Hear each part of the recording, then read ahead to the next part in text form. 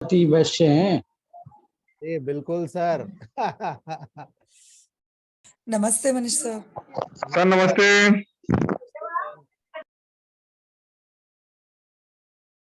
चलिए दोस्तों शुरू करते हैं हम लोग। आज हमारा एक लास्ट और इम्पोर्टेंट टॉपिक है।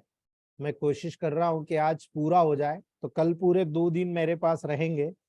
वो 2 दिन में मैं आपको बहुत कुछ दे पाऊंगा, और वो चीज जो शायद मैं पूरे 16 महीने में आपको नहीं दिया हूं। मैं बहुत सारी चीजें गाइडलाइन आपको देना चाहूंगा, ताकि आप लोगों का बहुत लोगों का, मुझे बार बार जब मैं मैसेज करता हूँ या आप मुझसे पूछते हो और पूछने के बाद में आप लोगों का डोज डायल्यूशन सिलेक्शन ही नहीं हो रहा है। ठीक है, जब मैं प्रोटोकॉल डाल देता हूं तो आप मुझसे पूछते हो कितनी ड्रॉप दूं, दिन में कितने बार दूं, यानी कि यहाँ पर कमी है, हमें दिख रहा है कमी। ठीक है, वो मैं अकॉर्डेंसी आपको पूरी करूंगा। दूसरी बात, कॉन्सेप्ट क्लियर करूंगा। बहुत सारे कॉन्सेप्ट ऐसे हैं जो दूरी बनाए हुए हैं, वो कॉन्सेप्ट हम लोगों को अगर दूरी बना के रखेंगे तो हम बहुत पीछे हो जाएंगे दोस्तों। हमें उसको पूरा कवर करना है। अगर कवर नहीं कर पाएंगे, 16 महीने की जो मेहनत है ना, आखिरी में कंक्लूजन के लेवल पर एवरेज नहीं बना पाएंगे हम। एवरेज चाहिए मुझे 30 पेशेंट पर डे। आप में से कोई भी व्यक्ति अगर 30 पेशेंट पर डे से कम होता है, मान लो मैं कम हो गया, याद रखना मेरी बात को। ऐसे मैं आपको बहुत ज्यादा चढ़ने के झाड़ पे नहीं चढ़ा रहा हूं। एक इलेक्ट्रोमेपैथ डॉक्टर के लेवल पे बोल रहा हूं। एक इलेक्ट्रोमेपैथ डॉक्टर अगर 30 पेशेंट से कम देखता है, मतलब आप इलेक्ट्रोमेपैथ के डॉक्टर अभी परफेक्ट नहीं हुए हो। ठीक है, जिस दिन 30 पेशेंट पर डे देखने लग गए, आप मान लेना कि आप इलेक्ट्रोमेपैथ के परफेक्ट डॉक्टर बन चुके हो। ये मेरी पर्सनल सोच है दोस्तों, आप इससे कितना सेटिस्फाई हो ये मैं नहीं बता सकता, लेकिन ये पर्सनल मेरी थिंकिंग है कि मैक्सिमम 30 पेशेंट पर डे अगर आपने देखना। एक हाउसवाइफ की बात करूं मैं, जितनी भी लेडी डॉक्टर है घर का काम करने के बावजूद अगर 15 से 20 पेशेंट एवरेज पर डे देखती है, हेड्स ऑफ। बहुत जल्दी मैं बताऊंगा कि उनको घर के लिए नौकरानी रखना पड़ेगी और काम वहां पर वो क्लिनिक पे काम करेंगे दोस्तों, याद रखना मेरी बात को। चलिए हम ये बातें छोड़ते हैं, हम बात शुरू करते हैं। ऑल्फैक्शन की बात हम कर रहे थे दोस्तों। अब तक हमने देखा कि ऑल्फैक्टरी बल्ब पे इंपल्सेस कैसे आता है। ठीक है, अब हम बात करते हैं ऑल्फैक्टरी ट्रांसडक्शन कैसे होता है। यानी ऑल्फैक्टरी ट्रांसडक्शन वो प्रोसेस होती है जिसके द्वारा जो ऑल्फैक्टरी रिसेप्टर होते हैं वो ऑल्फैक्टरी नर्व फाइबर में केमिकल एनर्जी को एक्शन पोटेंशियल में कन्वर्ट कर रहे हैं दोस्तों। यानी वहां एक्शन पोटेंशियल आ गया और वो केमिकल के माध्यम से वहां पर जब एक्शन पोटेंशियल को उस ऑल्फैक्टरी नर्व फाइबर के माध्यम से जो आपका केमिकल एनर्जी आया उसको वहां पर एक्शन पोटेंशियल में कन्वर्ट करने का काम ऑल्फैक्टरी ट्रांसडक्शन कहलाता है। मैं आपको यही चीज हर जगह बताता हूं। यही चीज वो स्रोत है कि जब आप नेगेटिव में कोई मेडिसिन देते हो नर्वाइन बनाकर, तो आप इस जगह पर जाकर पर्टिकुलरली उसके एंजाइमेटिक प्रोसेस को स्टिमुलेट करने का काम करते हो। ठीक है, इसीलिए मैं कहता हूं, बहुत सारे डॉक्टर कहते हैं, जितने सीनियर डॉक्टर वो कहते हैं हार्मोन एंजाइम्स और विटामिन के बहुत करीब है, तो दोस्तों कोई गलत नहीं कहते हैं, उसका रीजन ही है। ठीक है, इसलिए आपको याद रखना है, जितने भी ओडिफोरिस यानी जितने भी ओडोरिफोरस यानी जो सुगंध वाले सब्सटेंसेस होते हैं ऑल्फैक्टरी रिसेप्टर को स्टिमुलेट करते हैं दोस्तों। केवल ये ऑल्फैक्टरी म्यूकस मेम्ब्रेन को कवर करने वाले जो म्यूकस मेम्ब्रेन है वहां पर जाकर डिसॉल्व होता है। ठीक है, ये जो डिसॉल्व सब्सटेंसेस होते हैं, इसके जो मॉलिक्यूल्स होते हैं सीलिया में, जो रिसेप्टर प्रोटीन्स होते हैं उनके साथ बाइंड हो जाते हैं। ठीक है, जो सीलिया हमने देखा था उस सीलिया में म्यूकस मेम्ब्रेन के लेवल पर ये रिसेप्टर के साथ वहां पर बाइंड हो जाते हैं, और जब सब्सटेंसेस रिसेप्टर कॉम्प्लेक्स को फॉर्म कर रहे हैं, और ये सब्सटेंस आप देख रहे हो बॉडी में हर जगह ये क्रिया होती है दोस्तों। कहीं भी आप चले जाओ, केमिकल पर्टिकुलर उस रिसेप्टर से डिसॉल्व होकर कंबाइंड होता है, और जब ये substances receptor complex adenylyl cyclase को एक्टिवेट करता है, मैंने कल आपको पूरा एक डायग्रामेटिक फ्लो करा था दोस्तों, जब वो एडिनाइल साइक्लेस को एक्टिवेट करता है जिसके कारण साइक्लिक एएमपी का फॉर्मेशन होता है, और यही साइक्लिक एएमपी जो होती है दोस्तों, यही साइक्लिक एएमपी टर्न होकर सोडियम चैनल की ओपनिंग कराती है दोस्तों। तो जब आपके बॉडी में सोडियम चैनल ओपन होते हैं, आप देखते हो जिसके कारण सोडियम का इन्फ्लक्स होना शुरू हो जाता है और रिसेप्टर पोटेंशियल का जनरेशन हो जाता है। आपको हर जगह पे यही मैकेनिज्म मिलेगा कि सोडियम चैनल का इन्फ्लक्स हुआ, सोडियम अंदर गया, पोटेशियम बाहर गया। ठीक है, कैल्शियम अंदर गया, क्लोराइड बाहर गया। अगर यह प्रोसेस होती है नॉर्मल, हर जगह पर सेंसेशन आपको देखने को मिलता है। इसलिए याद रखना, रिसेप्टर पोटेंशियल बायपोलर होता है दोस्तों। ठीक है, बायपोलर न्यूरॉन को एक्सॉन में एक्शन पोटेंशियल को जनरेट करने को कहते हैं हम दोस्तों। इसीलिए आपको जब मैं टेबल प्रैक्टिस में बता रहा हूं तो बारीकियां भी बता रहा हूं कि आप जो ऑर्डर को, किसी भी सुगंध को आप क्लासिफाइड करते हो दोस्तों, तो बहुत सारे सब्सटेंसेस होते हैं जो डिफरेंट टाइप के ऑर्डर को प्रोड्यूस करते हैं दोस्तों। आपको ये भी मैं थोड़ा सा 1-2 मिनट में बताना चाहूंगा। जब आप एरोमेटिक करके बात करते हो या रेजिनस ऑर्डर की बात करते हो, आपको याद है आप कपूर का उपयोग करते हो घर में, ये एरोमेटिक या रेजिनस ऑर्डर होती है दोस्तों। Camphor, lavender, clove, bitter, almonds, ये क्या होते हैं? ये सब के सब एरोमेटिक ऑर्डर या रेजिनस ऑर्डर के रूप में आपको नजर आते हैं दोस्तों। आप जो वहां पर देखते हो कई बार मस्क का उपयोग करते हो, एम्ब्रोसाइडल ऑर्डर के रूप में होता है दोस्तों। एम्ब्रोसाइडल ऑर्डर जो होती है ये मस्क के रूप में होता है। कई बार आप देखते हो कोई चीज जल जाती है तो आप बोलते हैं यार बर्निंग ऑर्डर आ रही है। कहीं पर आप बर्निंग फेदर देख रहे हो, कहीं टोबैको के बर्निंग देख रहे हो, कहीं रोस्टेड कॉफी को देख रहे हो, कहीं पर रोस्टेड मीट को देख रहे हो। आप जगह जगह इंसुलेशन करते हो, जगह जगह आपको ये चीज आपके टेबल प्रैक्टिस में दिखाई देती है दोस्तों। जब ये चीज आपको टेबल प्रैक्टिस में दिखाई दे रही है तो ये टेबल प्रैक्टिस आपको ये देखना है कि ये क्यों हो रहा है। अगर हो रहा है तो इसका सीधा सा लिंक किस चीज से, ये लिंक आपको दर्शाता है दोस्तों, ये लिंक आपको बताता है आप वहां पर किस चीज की स्टडी कर रहे हो और क्या कर रहे हो दोस्तों। याद रखना, कई बार आप देखो इथरल ऑर्डर आती है, बिल्कुल इथरल ऑर्डर नजर आएगी। आपको याद है फ्रूट्स ईथर की, ठीक है, आप वहां पर देखोगे बी वैक्स, मधुमक्खी के छत्ते की, ठीक है, वो बिल्कुल इथरल ऑर्डर होती है। आप देखो फ्रेग्रेंट या बाल्समिक ऑर्डर लेते हो आप, जितनी भी महिलाएं होती है पाउडर लगाती है, ठीक है, फ्लावर्स या परफ्यूम्स, ठीक है, फ्लावर्स या परफ्यूम्स ये सब फ्रेग्रेंट या बाल्समिक ऑर्डर में होता है। ठीक है, आप देखो जिनमें सल्फर के तत्व होते हैं, सल्फर किसमें होता है? गार्लिक ऑर्डर, ठीक है, जब गार्लिक ऑर्डर आएगी, गार्लिक हो, ओनियन हो या सल्फर हो, इनमें सब में गार्लिक ऑर्डर आती है दोस्तों।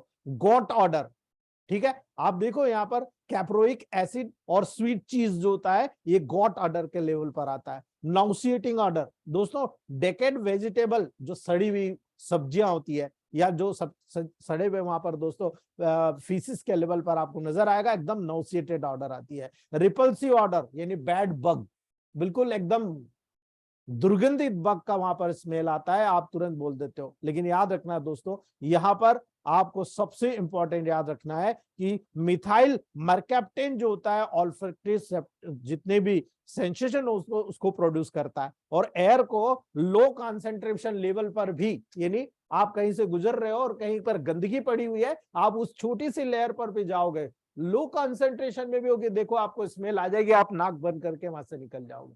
ठीक है, यही कंसीडरेशन मैं समझाने के लिए आपको बता रहा हूं।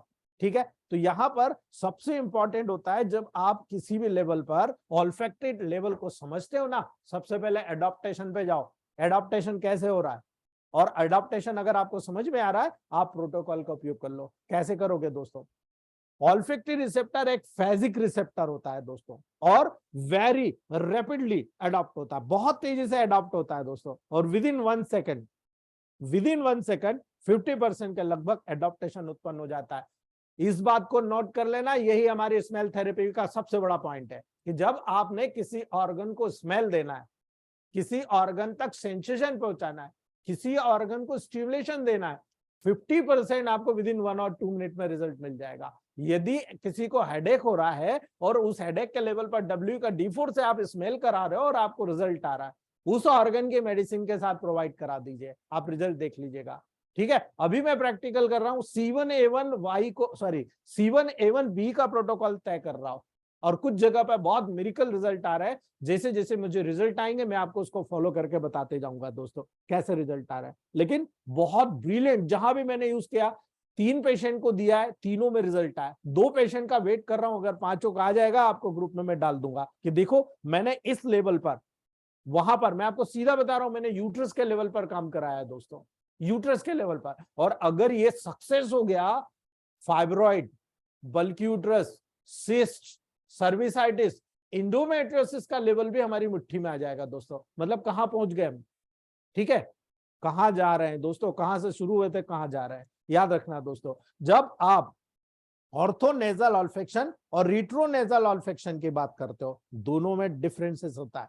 ऑर्थोनेजल ऑल्फेक्शन और रिट्रोनेजल ऑल्फेक्शन में डिफरेंस होता है, यानी स्मेल की परसेप्शन दो तरह से वहां पर उत्पन्न होती है, एक ऑर्थोनेजल होती है और दूसरी वहां पर दोस्तों वन रिट्रोनेजल ऑल्फेक्शन के वाया होती है। इसलिए ऑर्थोनेजल आपका ऑल्फेक्शन क्या है, रिट्रोनेजल ऑल्फेक्शन क्या है, ये आपकी टेबल प्रैक्टिस की बातें हैं, टेबल प्रैक्टिस के लेवल पर जाना पड़ेगा दोस्तों। जब ऑर्थोनेजल ऑल्फेक्शन नोज के अंदर, ठीक है, स्निफरिंग के द्वारा स्मेल का परसेप्शन होता है दोस्तों, यानी इस प्रकार के ऑल्फेक्शन में ऑर्डर मॉलिक्यूल्स नॉस्ट्रिल के थ्रू पास होते हैं, यानी आपने स्मेल किया तो आप देखो नोज के माध्यम से जो पास होता है वो ऑर्थोनेजल ऑल्फेक्शन होता है दोस्तों। यानी ऑल्फेक्टरी म्यूकस मेम्ब्रेन को वो डायरेक्टली वहां पर स्टिमुलेट करता है और इसी कारण से ऑल्फेक्टरी रिसेप्टर को स्टिमुलेट कर जाता है, और जब ऑल्फेक्टरी रिसेप्टर स्टिमुलेट होता है तुरंत सेरेब्रल कॉर्टेक्स को पूरा मैसेज चला जाएगा, ऑर्थोनेजल ऑल्फेक्शन के माध्यम से पूरे फंक्शन ब्रेन से कनेक्ट हो जाएंगे। लेकिन जो रिट्रोनेजल ऑल्फेक्शन आता है तो याद रखिएगा दोस्तों, जब आप ईटिंग करते हैं, ड्रिंकिंग करते हैं, उस दौरान माउथ से जो ओरिजिनिंग होने वाली जो ऑर्डर होती है उसका परसेप्शन रिट्रोनेजल ऑल्फेक्शन कहलाता है। याद रखना, नाक से हो रहा है सीधा ब्रेन में जा रहा है, याद रख लेना। हम विक्स को सूंघते हैं तो क्या होता है, स्मेल करते हैं विक्स की तो क्या होता है, आपकी नाक खुल जाती है। क्यों खुलती है, इमीडिएट खुलती है ना, ठीक है, वो आपका ऑर्थोनेजल ऑल्फेक्शन है। लेकिन आप खा रहे हो और जो ड्रिंक पी रहे हो उसका जो टेस्ट के माध्यम से सेंसेशन आपको मिलता है वो परसेप्शन रिट्रोनेजल ऑल्फेक्शन कहलाता है।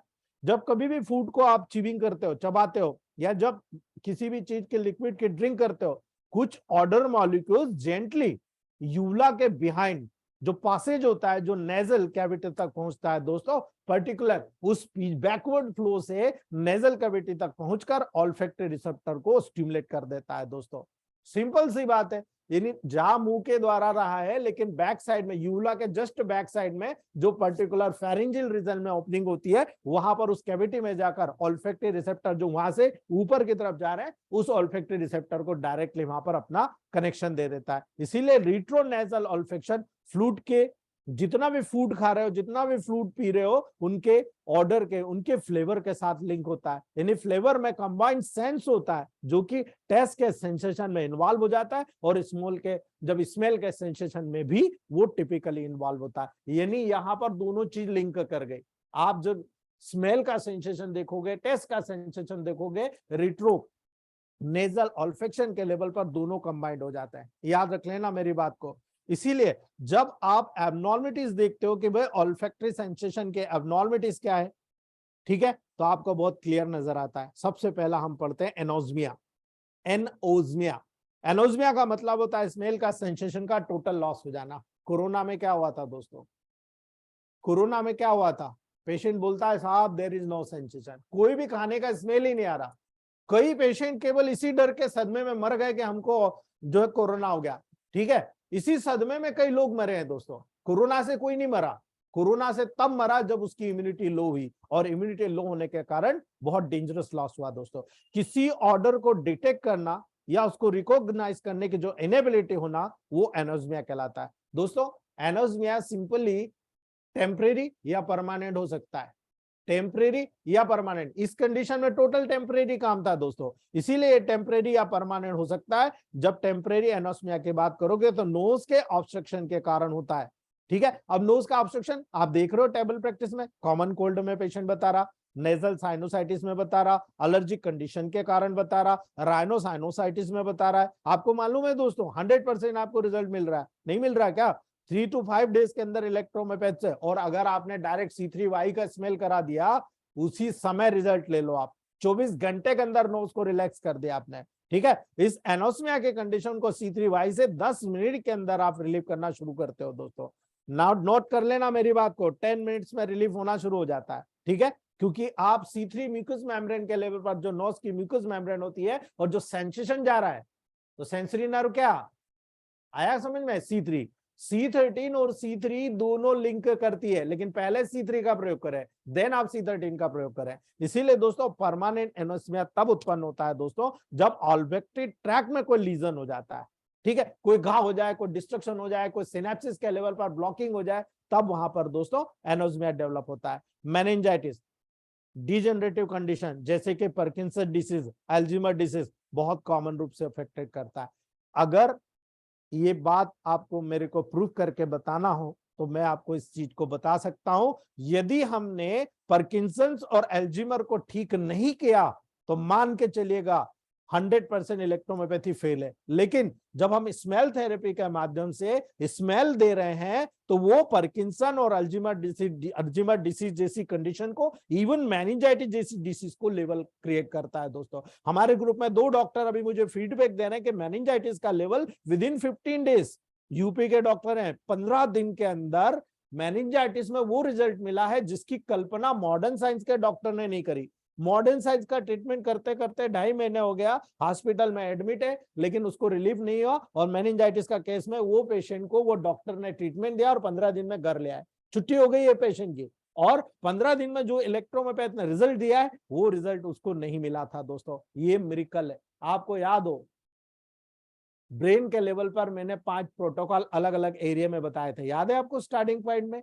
उनमें से जो C3 वाला प्रोटोकॉल है वो दिया है उन्होंने, और वो भी नेगेटिव में, 10th डायल्यूशन में इमीडिएट रिजल्ट आया दोस्तों। लेकिन S12C1W का कमाल है दोस्तों, S12C1W को D4 में स्मेल करने को दिया था, उसी का कमाल मिला है उनको दोस्तों। और इवन उन्हें डिमेंशिया जैसी प्रॉब्लम थी, डिमेंशिया जैसी प्रॉब्लम को भी रिकवर किया। हमारी मल्लिका मैम है बेंगलोर से, उन्होंने भी मुझे फीडबैक दिया है 4 महीने में न केवल पार्किंसन में बेनिफिट हुआ, इवन डिमेंशिया के लेवल भी 50% रिड्यूस हो गया। वो पर्सन टू पर्सन सभी को पहचानने लग गया, जो आज से साल भर पहले तक किसी भी पर्सन, परिवार का कोई व्यक्ति भी आ जाए तो बस नॉर्मल रहता था, वो किसी को पहचानता नहीं था, अभी पहचानने लग गया। ये मिरेकल है दोस्तों, इट्स अ टोटली मिरेकल।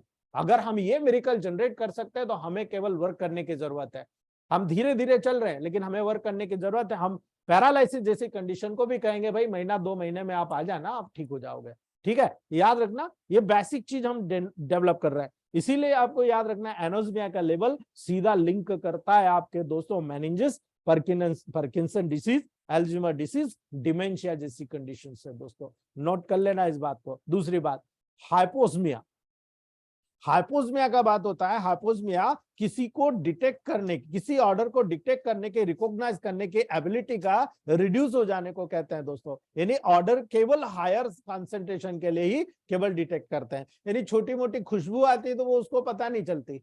जब बहुत तेज वहां पर छाछ लगाई, बघार लगाया दोस्तों, हम कहते हैं ना सरसों का तेल का बघार लगाया तो एकदम छाछ उड़ी, ठीक है, तो वहां पर उसको पता लगता है कि हाँ सही कहीं बाहर है। मतलब बहुत तेजी के साथ में कोई सेंसेशन आए तब वहां पर हमको पता लगता है दोस्तों। ठीक है, तो इसमें का सबसे कॉमन ऑर्डर होता है जो टेबल प्रैक्टिस में आपको देखने को मिलेगा, उसको कहते हैं हाइपोस्मिया। ठीक है, ये केवल टेम्परेरी या परमानेंट दोनों हो सकता है। ये एनोस्मिया के सेम कारण से कॉज होता है दोस्तों, यानी वही मेनिंजाइटिस, पार्किंसंस, ठीक है, अल्जीमर्स। हम उसी लेवल को करेक्ट कर सकते हैं यदि हम लोग वहां पर बेसिक चीज पे जाएंगे दोस्तों। तो बेसिकली हम दोनों कंडीशन को करेक्ट करते हैं दोस्तों। ये हमारी टेबल प्रैक्टिस का उसूल है, हमें दूसरी जगह जाके बात नहीं करना, हमें हमारी टेबल प्रैक्टिस में बात करना है कि आ जाओ तुम, हम तुमको दिखाते हैं। और जब एक मेडिसिन इंटरनल दो, एक मेडिसिन स्मेल में दो, आप देखो कितना बढ़िया रिजल्ट आता है दोस्तों। इसी प्रकार तीसरा होता है हाइपरोस्मिया। हाइपरोस्मिया एक इंक्रीज या एक्साग्रेटेड ऑल्फैक्टरी सेंसेशन होता है दोस्तों, बहुत तेजी से बढ़ने वाला, यानी ये भी ऑल्फैक्टरी हाइपरेस्थीसिया कहलाता है दोस्तों। ये टिपिकली कब होगा? जब ब्रेन इंजुरी होगी। याद रख लेना, ब्रेन इंजुरी में उत्पन्न होता है, स्पेशली इपिलेप्सी और न्यूरोटिक कंडीशन जितनी भी होती है, यानी ब्रेन से रिलेटेड कोई शॉर्ट सर्किट हो जाए, कोई ब्रेन इंजुरी में एक्सीडेंट हो जाए, सिर के बल गिर गए आप, ठीक है, उस दौरान हाइपरोस्मिया बहुत कॉमन रूप से आपको देखने को मिलता है दोस्तों। ये वो छोटी छोटी टिप्स थी जो आपको यहां पर मुझे बताना था, वो मैं आपको पूरा बता चुका दोस्तों। ठीक है, तो ये आपका जो मुझे स्मेल थेरेपी का जो बताना था, स्मेल का मैंने पूरा बताया दोस्तों। लास्ट चैप्टर की बात करता है, last and fast, sensation of taste. ठीक है, ये भी बताना बहुत जरूरी है कि अगर किसी को सेंसेशन ऑफ टेस्ट आ रहा है, ठीक है, तो वो इसका लिंक क्या है, सीएनएस में बहुत इंपॉर्टेंट लिंक होता है दोस्तों। टेस्ट के लिए सेंस ऑर्गन या गटेटरी सेंसेशन जो टेस्ट बड होती है, उस टेस्ट बड को आप देखते हो फिलीफॉर्म, फ्यूजिफॉर्म, आपके टंग के ऊपर पेपिलीज होती है, आप डेली टंग को वॉश करते हैं, ठीक है, आपको नजर आता है दोस्तों। टेस्ट बड बिल्कुल ओवाइड बॉडीज होती है दोस्तों, बिल्कुल अंडे जैसी छोटी छोटी, जिसका डायमीटर 50 से 7 माइक्रोन के आसपास होता है। और जब एडल्ट्स में देखोगे लगभग लगभग 10,000 टेस्ट बड्स प्रेजेंट रहती है दोस्तों। पॉइंट को नोट कर लेना, 10,000 टेस्ट बड्स प्रेजेंट रहती है और चिल्ड्रन में ज्यादातर नंबर में होती है दोस्तों, और इसीलिए चिल्ड्रन को नए नए स्वाद की दरकार होती है दोस्तों। और जब मॉडर्न साइंस के लेवल पर आप स्टडी करोगे तो आप देखोगे आजकल के बच्चों को सेव रोटी दे दो, ठीक है, मिक्सचर रोटी दे दो, ठीक है, बाहर का आप मंचूरियन दे दो, आप उनको नूडल्स दे दो, ठीक है, चिप्स दे दो, कुरकुरे दे दो, ये बहुत पसंद आता है। क्यों पसंद आता है मालूम है आपको? क्योंकि वो बच्चा टेस्ट को, नए नए टेस्ट को आजमाने की कोशिश करता है। यानी नए नए, अगर माँ उसको नए नए टेस्ट बना के दे तो वो बाहर नहीं जाएगा दोस्तों, बिल्कुल नहीं जाएगा। लेकिन हमने ऐसा आदी बना लिया है कि बस हम दाल रोटी सब्जी रोटी के अलावा कुछ नहीं करते। हमें टेस्ट पे जाना चाहिए, थोड़ा सा चेंज एक्सचेंज करना चाहिए, तब हमें वहां पर बहुत सारी चीजें नजर आती है दोस्तों। इसीलिए हम छोटी छोटी बारीकियों को समझते हैं, सुनते हैं। जब टेस्ट बज का सिचुएशन देखोगे, ज्यादातर टेस्ट बज जो होती है दोस्तों प्रेजेंट रहती है टंग की पैपिली पर, जो टंग की पैपिलरी रीजन होता है वहां पर होती है। इसके अलावा भी टेस्ट बज इसोफेगस का जो प्रॉक्सिमल पार्ट होता है, फेरिंग्स होता है, पैलेट होता है, एपिग्लॉटिस होती है, उसकी म्यूकोसा में भी सिचुएटेड होती है माइन्यूटली, ठीक है, और वहां से भी सेंसेशन को अडॉप्ट करती है दोस्तों। लेकिन याद रखिएगा, टंग पे लोकेटेड जो पेपिला होता है मैक्सिमम 3 प्रकार का होता है दोस्तों। एक फिलीफॉर्म पेपिली, एक फंजीफॉर्म पेपिली और एक सर्कमवेलेट पेपिली। ये तीनों पेपिली का रोल बहुत इंपॉर्टेंट होता है, जो हमें टेस्ट का सेंसेशन देती है दोस्तों। याद रख लेना इस बात को। अब ये जो 3 इंच की जुबान है आपकी, कहते हैं ना 3 इंच की जुबान को सील कर लीजिए, आप बहुत सारी बीमारियों से बच जाएंगे। लेकिन आप अगर इन 3 इंच की जुबान को सील नहीं कर सकते, आपको टंग कैंसर बहुत जल्दी हो जाएगा, ठीक है। अभी मैं इस लेक्चर के बाद एक पेशेंट है, महाराष्ट्र औरंगाबाद का पेशेंट है, उसके अपने हाथ से लिखी हुई पूरा एक पेपर आपको डालूंगा, ठीक है। अभी ज्यादा दिन नहीं है, 19 से 20 दिन हुए हैं दोस्तों, ठीक है। आप देखिएगा उस पेशेंट का फीडबैक। मैं अपनी बड़ाई नहीं कर रहा हूं, मैं आपको वही चीज जो मैंने टंग कैंसर में आपको सिखाया था, टंग कैंसर के उस प्रोटोकॉल की कॉपी पेस्ट करके बता रहा हूं। देखिए पेशेंट खुद बोल रहा है मुझे क्या हुआ, मुझे कितना बेनिफिट मिला, ये पेशेंट की खुद के हाथ की राइटिंग में लिखा हुआ है। इससे बेटर आपके पास कुछ जजमेंट हो सकता है क्या? नहीं ना, ये जजमेंट आपको पैदा करना है दोस्तों, ठीक है, ये डिफरेंशिएशन पैदा करना है। कोई एक आदमी अपने लेवल को मॉडर्न साइंस के लेवल पर अपने आप को कैंसर स्पेशलिस्ट बता दे, तो दोस्तों हमको भी सोचना पड़ेगा कि हम भी तो पढ़े लिखे हैं, हम भी तो कैंसर का ट्रीटमेंट कर सकते हैं। हमारे ग्रुप में करीब 14 to 15 डॉक्टर ऐसे हैं जो कैंसर के लेवल पर बहुत जबरदस्त काम कर रहे हैं। मैं आपको मुंह जबानी नाम दिला सकता हूं। अब राजा बाबू सर को देख लो आप, ठीक है, आप यहाँ पर स्पेशल चमन सर को देख लो आप, हमारे वर्मा सर को देख लो आप, ठीक है, हमारे ग्रुप में राकेश भारद्वाज सर को देख लो आप, ठीक है, हमारे ग्रुप में शैलेंद्र चौहान जी को देख लो आप, ठीक है। मैं ऐसे कई नाम गिना सकता हूं, और मॉडर्न लेवल पर टक्कर देते आ रहे हैं दोस्तों। ऐसा नहीं है रिजल्ट लेकर देते आ रहे हैं, ऐसा नहीं बोल रहा हूं मैं, आप कभी भी जाकर देख सकते हो।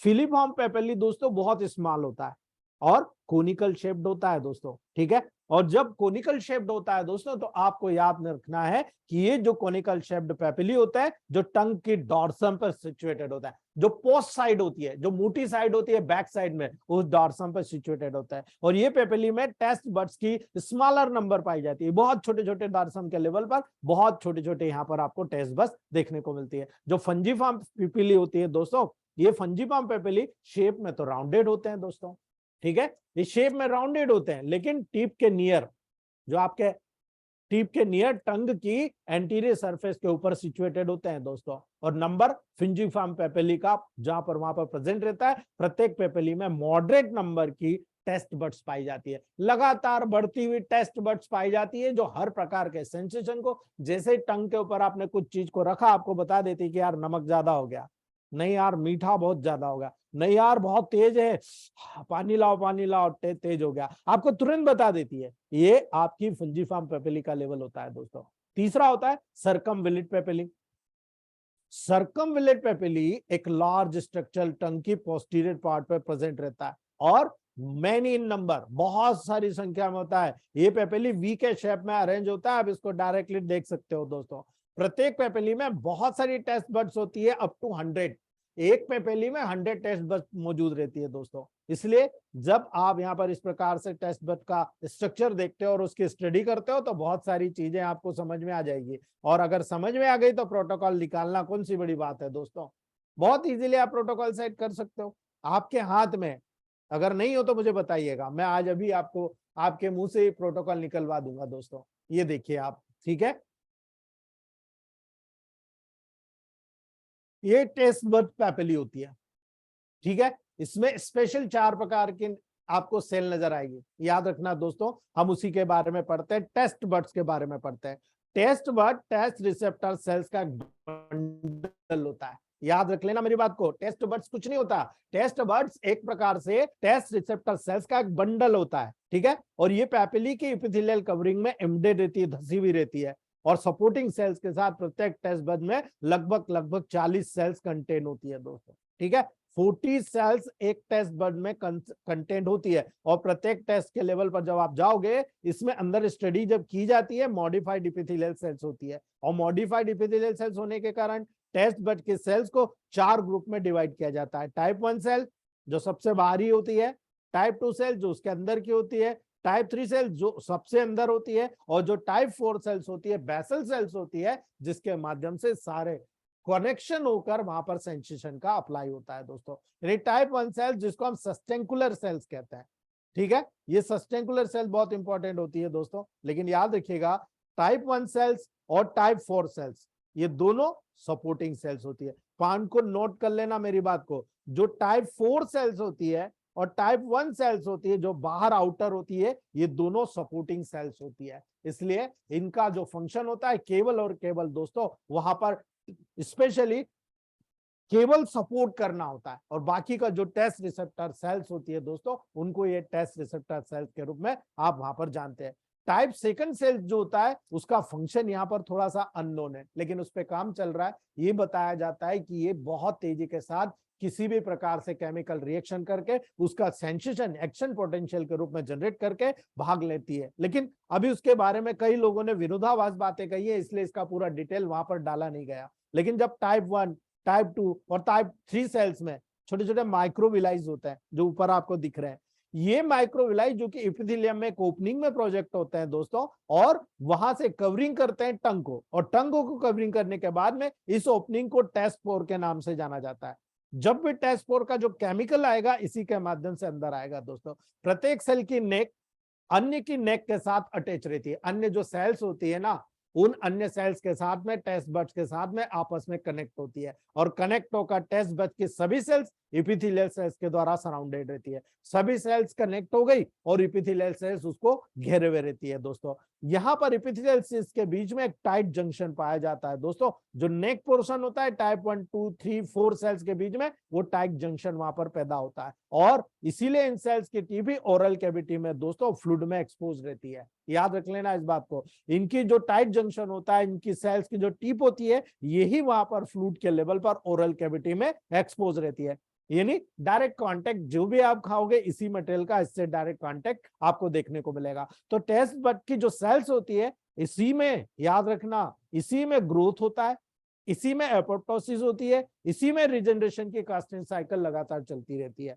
इसलिए आप जब कभी भी किसी भी लेवल पर टंग में अल्सर हो रहा, टंग में ड्राइनेस हो गई, टंग में आप देखते हो माउथ अल्सर होता है। माउथ अल्सर क्यों होता है मालूम है? लॉजिक ही नहीं मालूम है लोगों को। माउथ अल्सर बोले पेट खराब हो गया। दोस्तों मैं आपको फिर सावधान करता हूं, आप सावधान हो जाओ। आपके मुंह में बैक्टीरिया, वायरस और फंगस, जो मैं बात कर रहा हूं तब भी वहां अंदर बाहर जा रहे हैं, करेक्ट? तो फिर खाना खाओगे, बात करोगे तब भी जाएंगे, करेक्ट? आपको अगर माउथ में ड्राइनेस हुआ तभी ये बैक्टीरिया, वायरस, फंगस वहां पर काम करते हैं। खासतौर से फंगस वहां पर जाकर जो ड्राइनेस वाला पार्ट होता है उसको खा जाते हैं, ठीक है? उस कंडीशन को बोलते हैं माउथ अल्सर। वहां पर पेट की कंडीशन से लेना देना केवल इतना है, हीट जनरेट होगी तो माउथ अल्सर होगा। केवल इतनी बात याद रख लेना आप, जब भी पेट में हीट जनरेट होगी, माउथ में फंगस मौजूद होगा, तभी अल्सर आपको डेवलप होगा। याद कर लेना मेरी इस बात को। और अगर वहां पर बैक्टीरिया वायरस मौजूद हुआ तो फंगस के चक्कर में वो भी वहां पर चौके के छक्के मार देंगे। ठीक है, फर्स्ट पॉइंट बना देंगे, आपको बहुत ज्यादा पेन होगा, हीलिंग की टेंडेंसी को रिड्यूस कर देंगे। करेक्ट, ये याद रखना आप इस बात को। इसीलिए कॉन्सेंट्रेशन के लेवल पर आपका मल्टीविटामिन 1 मल्टीविटामिन 2 के साथ में C2 की ग्लोबल, C13 की ग्लोबल 30 पोटेंसी में, C2 की केवल ग्लोबल्स दो, 5-5 ग्लोबल्स 3 से 4 बार, मैं गारंटी से कहता हूं। C13 की 30 ग्लोबल्स को 30 डायल्यूशंस में ग्लोबल्स बनाइए और उनको दोनों को अल्टरनेट 5-5 ग्लोबल्स 4 टाइम चूसने को दे दीजिए। ठीक है, और मल्टीविटामिन और 2 दे दीजिए। मैं आपको चैलेंज करता हूं, एक बार जब छाले गए दोबारा पलट के नहीं आएंगे। उसका सबसे बड़ा प्रूफ मैं आज आपको डालने वाला हूं दोस्तों, याद रखिएगा। और यही कारण है टेबल प्रैक्टिस में ये सबसे बड़ा चीज हमको देखने को मिलता है कि इसी पर्टिकुलर सेंसेशन को समझ के कि इसका लिंक किससे है। अभी मैंने आपको कहा टेस्ट बड्स पे C3 का रोल होता है, तो फिर C13 30 में कैसे चला गया मैं? म्यूकस मेम्ब्रेन पे कौन काम करता है, C3 या C13? याद रख लेना, म्यूकस मेम्ब्रेन पे कौन काम करता है?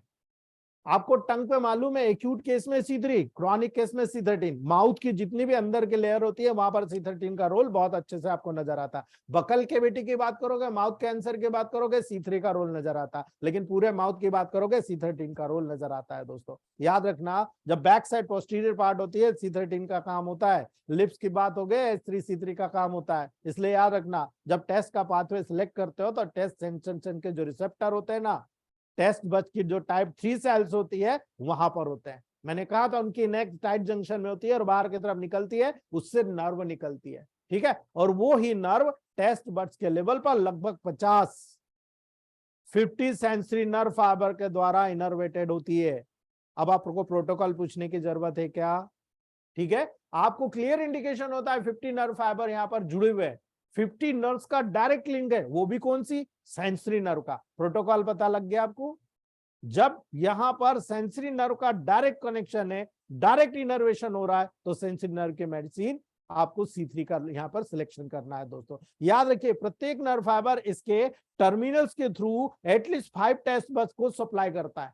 याद रख लेना, एक बार में 5 टेस्ट बड्स को वहां पर सेंसरी नर्व के माध्यम से सप्लाई आपको देखने को मिलती है। और इसीलिए जब सेंसेशन की बात करोगे, टेस्ट के सेंसेशन की, आप याद रखना फर्स्ट ऑर्डर न्यूरॉन। मैंने आपको हमेशा कहा है कि नर्व का जब सेंसेशन बॉडी के लेवल पर जाता है तो sensory nerve first order neuron से गैंग्लिया में जाएगा और गैंग्लिया से जाएगा स्पाइनल कॉर्ड पर। स्पाइनल कॉर्ड से सेकंड ऑर्डर न्यूरॉन निकलेगा, वो जाएगा आपका पर्टिकुलर सेंसरी सिस्टम के माध्यम से, अफरेंट चैनल के माध्यम से आपकी ब्रेन की तरफ। और जो थर्ड ऑर्डर न्यूरॉन जाएगा वो थैलेमस में जाएगा और थैलेमस से आपका पर्टिकुलरली दोस्तों सेरिब्रल कॉर्टेक्स के लेवल पर पूरा सेंसेशन जाएगा। इसलिए जब टेस्ट पाथवे के फर्स्ट ऑर्डर न्यूरॉन की आप बात करोगे दोस्तों, तो आपको याद रखना है फर्स्ट ऑर्डर न्यूरॉन कहां होगा? मेडुला ऑब्लोंगेटा में। ठीक है, मेडुला ऑब्लोंगेटा में 3 डिफरेंट सेंटर्स मिलेंगे। उस 3 डिफरेंट सेंटर में आपको ये इसका नर्व का पर्टिकुलर न्यूक्लियाई में वहां पर डिपोजिशन मिलेगा दोस्तों। यानी नर्व की जितनी भी डेंड्राइट्स होती है वो टेस्ट बड्स में डिस्ट्रीब्यूटेड रहती है, ये कहने का मतलब है। और टेस्ट बड्स में जब डेंड्राइट डिस्ट्रीब्यूट रहेगी, टेस्ट बड से अराइजिंग होने के बाद ये फाइबर क्रेनियल नर्व में न्यूक्लियाई तक पहुंच जाता है दोस्तों, और फॉलोइंग नर्व के द्वारा रन करता है। तो आपको यहाँ पर डायरेक्टेड टंग पे काम करने वाला मैंने प्रोटोकॉल भी बताया था, ग्लॉसोफेरिंजियल नर्व।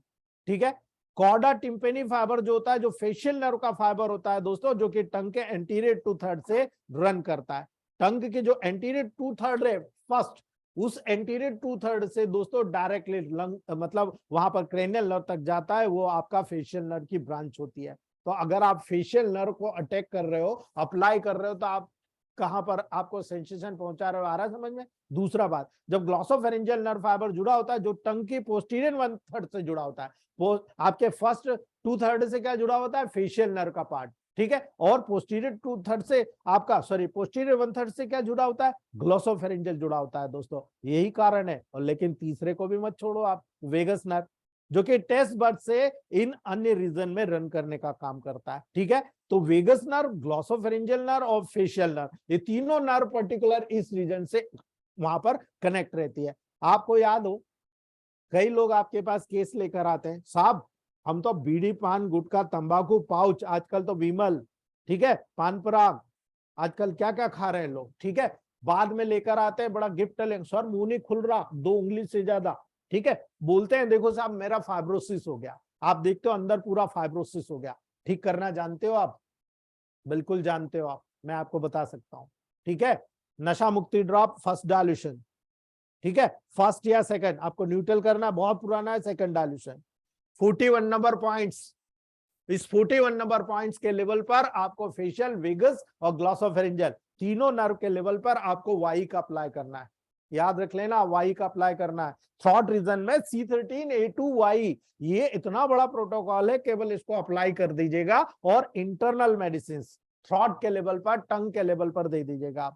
इंटरनल मेडिसिन में याद रखना S5C13B का बहुत बड़ा रोल नजर आएगा, ठीक है। गार्गल में A2 आपका गैंग्रीनल 4 दे सकते हो, या A2C5G P2Ven1, ये वहां पर आपको गार्गल कराना है। फाइब्रोसिस धीरे धीरे विद इन 6 मंथ साफ हो जाएगा दोस्तों, मैं गारंटी से कह सकता हूं, क्योंकि मैंने बहुत सारे केस हैंडल किया और क्यूर किया दोस्तों। इसलिए याद रखना, आप जब इसको कंटिन्यू करोगे तो A2C13Y को जरूर अप्लाई कराइएगा, आपको मैं दावे से कहता हूं कुछ ही समय में मुंह आसानी के साथ खुलना शुरू हो जाएगा, याद रख लेना मेरी बात को, और रिवाइज करना आप उसको कंटिन्यू, आपका पेशेंट रिजल्ट 100%। अगर रिजल्ट आता है, आपको डोसोलॉजी चेंज करने की जरूरत नहीं, सेकंड में रिजल्ट आता है, 10 की जगह 15 ड्रॉप कर दो, 20 कर दो, 25 कर दो, 30 कर दो, 35 कर दो, 40 कर दो, 40 ड्रॉप के बाद आपको जरूरत नहीं पड़ेगी, आपका पेशेंट रिकवर हो चुका होगा। इसलिए याद रखना, क्यों? क्योंकि इस नर्व की न्यूक्लियाई में फर्स्ट ऑर्डर न्यूरॉन से एक्सॉन मेडुला ऑब्लोंगेटा में टुगेदर रन करता है, आपस में वहां पर मिलकर रन करता है, और इसीलिए जो टेक्टस सॉलिटेरियस होता है उसके न्यूक्लियस में टर्मिनेट होता है, वहीं पर इसका कॉन्टेक्ट सीधा आपको देखने को मिलेगा। इसलिए जो फर्स्ट ऑर्डर न्यूरॉन होता है, इसका लिंक पर्टिकुलर लोकल ऑर्गन के लेवल पर होता है, जिसमें रेडियो एक्टिव वेव आप जनरेट कर रहे हो, और इसी से जब सेकेंड ऑर्डर न्यूरॉन निकलता है, वो आपका सबसे बेस्ट होता है।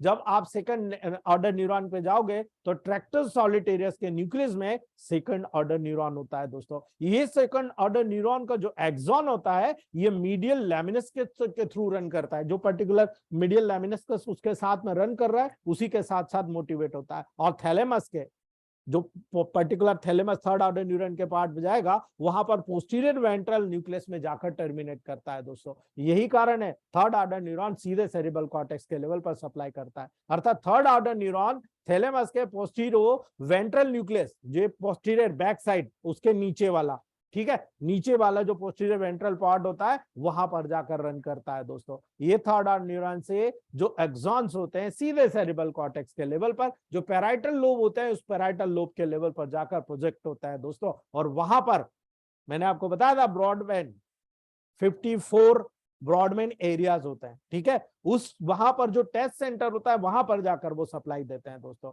यानी आप जब ओपरकुलर इंसुलेटर कॉर्टेक्स में जाएंगे तो टेस्ट सेंसेशन का जो सेंटर होता है, जो पोस्ट सेंट्रल गायरस के लोअर पार्ट में होता है, जो पोस्टीरियर पार्ट होता है ना, पोस्ट सेंट्रल गायरस का जो लोअर पार्ट होता है, वहां पर जाकर सेंसेशन देता है, जो कि फेस से क्यूटेनियस सेंसेशन को रिसीव करता है दोस्तों। और इसीलिए टेस्ट फाइबर का एक इंडिपेंडेंट कॉर्टिकल प्रोजेक्शन नहीं होता है, याद रख लेना, यहां पर इंडिपेंडेंट कोई प्रोजेक्शन नहीं होता, ये कॉम्बिनेशन में काम करता है। इसीलिए मैंने कहा फेशियल, ग्लॉसोफेरेंजियल, वेगस नर्व, ये कंबाइंड होकर वहां पर काम कर रहे हैं और पूरे टेस्ट के सेंसेशन को जनरेट कर रहे हैं, ठीक है। इसीलिए अगर मैं आपको कहूं, चलो ठीक है, ये बात हो गई। कई बार पेशेंट आकर बोलता है कि साहब हमको ये बताइए कि सेंसेशन हो रहा है, तो वो हमको कैसे पता लगेगा? तो भाई आपको तो जनरली टेबल प्रैक्टिस में आपको पेशेंट पूछते हैं, आप पेशेंट को पूछते हो कि भाई आप सेंसेशन ले रहे हो तो आपको क्या पसंद है? पेशेंट बोलता है नहीं साहब मुझे स्वीट बहुत पसंद है, मुझे साल्टी चीज बिल्कुल पसंद नहीं है, ठीक है। तो आप जब वहां पर देखते हो प्राइमरी या फंडामेंटल टेस्ट सेंसेशन को देखते हो, 5 प्रकार का होता है टिपिकली आपके टेबल प्रैक्टिस में, 5 प्रकार का होता है। एक होता है स्वीट मीठा, एक होता है साल्ट नमक वाला, एक होता है सॉर तीखा, एक होता बाइटर कड़वा, और एक होता उमामी, ठीक है। ये 5 होता है। किसी भी व्यक्ति को 100 डिफरेंट टेस्ट से ज्यादा टेस्ट रिसीव करने का वहां पर आदत होता है, यानी 100 टाइप का आपके टेस्ट आप परस्यू कर सकते हो दोस्तों। यानी आपकी जुबान जो ना इतनी चटोरी है कि 100 प्रकार के टेस्ट को वहां पर डायग्नोस कर सकते हो आप, इसीलिए ये टेस्ट सेंसेशन जस्ट 2 या मोर प्राइमरी टेस्ट सेंसेशन का कॉम्बिनेशन करता है दोस्तों, केवल 2 या 2 से ज्यादा। लेकिन जब आप टेबल प्रैक्टिस में बैठोगे तो कॉम्बिनेशन ऑफ टेस्ट सेंसेशन अन्य सेंसेशन के साथ कंबाइंड होता है दोस्तों। कभी कभी टेस्ट सेंसेशन के साथ कंबाइंड होता है और एक डिफरेंट सेंसेशन को प्रदान करता है दोस्तों। एग्जाम्पल के लिए आपको अगर इसको मैं बताऊं दोस्तों, तो आप टेस्ट का combination smell, touch senses, flavour के सेंसेशन को राइस प्रदान कर देता है। यानी आप जैसे किसी चीज को जो आपकी फेवरेट है उसको टच करते हो तो आप देखते हो आपका टेस्ट सेंसेशन हो जाता है, लार आने लग जाती है। अभी खाया नहीं है आपने, लेकिन केवल देख रहे हो आप, टच कर रहे हो आप, सुन रहे हो कि आज ये बना पकवान, आपको लार आना शुरू हो जाती है। ठीक है, तो ये फ्लेवर के सेंसेशन को राइस प्रदान कर देता है। यानी टेस्ट का कॉम्बिनेशन वहां पर पेन के साथ साथ जिंजर के सेंसेशन को भी राइस प्रदान कर देगा दोस्तों, याद रख लेना। यानी कोई चीज आपने वहां पर उसको दे दी, ले खा ले, आपने इधर उधर देख रहे हो और आपने वहां पर जिंजर खा लिया, ठीक है, अचानक आप बोलोगे अरे यार पानी ला यार, ये क्या तुमने दे दिया। ठीक है, ये टेस्ट सेंसेशन का वहां पर एडॉप्टेशन शुरू हो जाता है। ठीक है, इसी प्रकार से डिफरेंट डिफरेंट टेस्ट सेंसेशन का वहां पर डिस्क्रिमिनेशन होता है आपको। यानी अर्लियर ये माना जाता था कि टंग की different area different taste sensation के लिए वहां पर स्पेशलाइज होती है, लेकिन अब ये क्लियर हो चुका है दोस्तों कि टंग के सभी एरिया सभी प्रकार के टेस्ट सेंसेशन को रिस्पॉन्स प्रदान करता है। नोट कर लेना इस बात को। पहले क्या होता था, कुछ लोग बोलते थे कि पर्टिकुलर ये एरिया है तो ये इस प्रकार का सेंसेशन देगा, वो एरिया है तो वो उस प्रकार का सेंसेशन देगा। गलत है दोस्तों, बिल्कुल गलत है। अब ये फाइनलाइज हो चुका है कि टंग के लेवल पर सभी प्रकार के टेस्ट सेंसेशन को रिस्पांस प्रदान किया जाता है दोस्तों। यूजुअली टेस्ट सब्सटेंसेस के लो कॉन्सेंट्रेशन में प्रत्येक टेस्ट बग एक प्राइमरी टेस्ट स्टिमुलस को रिस्पांस प्रदान करती है।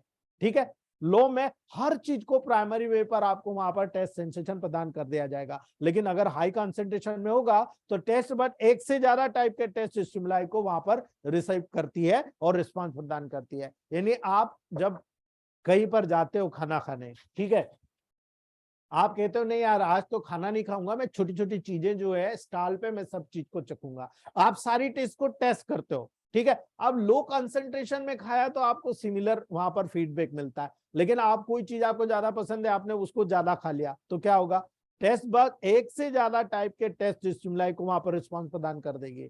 ठीक है, इसीलिए ये क्लियर हो गया कि प्रत्येक एफरेंट नर्व फाइबर से taste buds one taste sensation को इंपल्स को कैरी करने का काम करती है दोस्तों।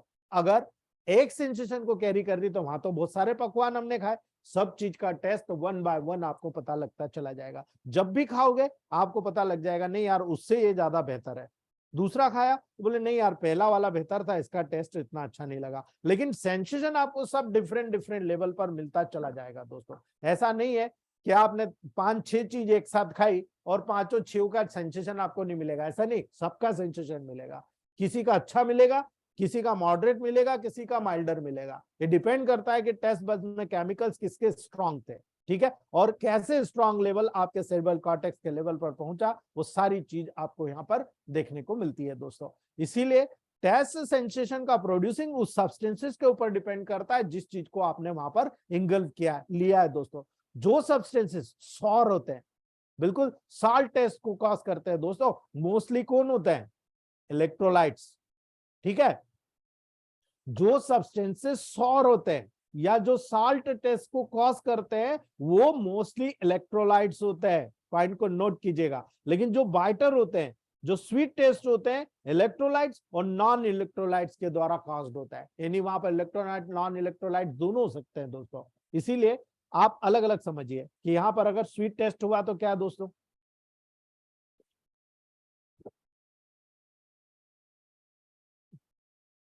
जब स्वीट टेस्ट के लेवल पर गए तो स्वीट टेस्ट ऑर्गेनाइजेशन जब आपको नजर आएगा, ये ऑर्गेनिक सब्सटेंसेस के द्वारा मेनली प्रोड्यूस होता है। याद रख लेना, ऑर्गेनिक सब्सटेंसेस के द्वारा मेनली प्रोड्यूस हो रहा है, जैसे कि monosaccharide, polysaccharide, glycerol, alcohol, aldehydes, ketones, chloroform. Inorganic substances जो स्वीट टेस्ट प्रोड्यूस करते हैं वो केवल 2 हैं, लेड और बेरिलियम। ठीक है, ये बिल्कुल ऑर्गेनिक सब्सटेंसेस हैं।